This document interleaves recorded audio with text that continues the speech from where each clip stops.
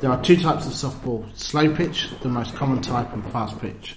Both types derive from baseball, although the key difference is that in both forms of softball, the ball must be pitched underarm and from a shorter distance. The objective is to score more runs or points than the opposition by running around the 4 bases, touching each one in succession. Each team bats until they get 3 outs, being caught out, swinging and missing, or being tagged.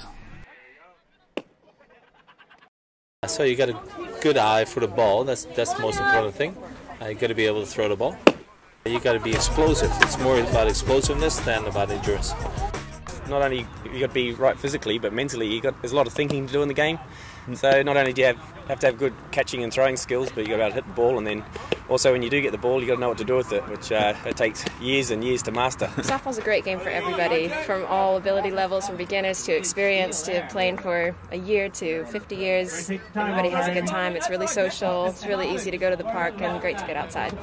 Leagues for every different type of man, woman, under 19s, and social leagues, serious leagues, professional leagues, and something for everyone. I love being part of a team. I love hitting a home run. Hitting's definitely my favorite over fielding.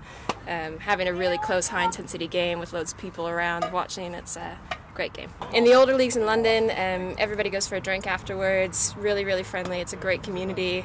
A big family of softballers and really nice crowd of people.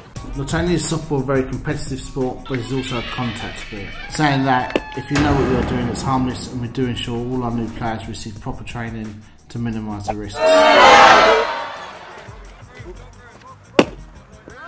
As you can see, it can be dangerous if you don't know what you're doing, so you just got to make sure you keep your eye on the ball. Find a team with your friends, get a couple people down to the park, have a throw around and have a beer afterwards, and you'll be hooked just like us. There are a lot of local clubs around to try out the sport, so perhaps start with slow pitch, and if you enjoy it, why not progress to fast pitch?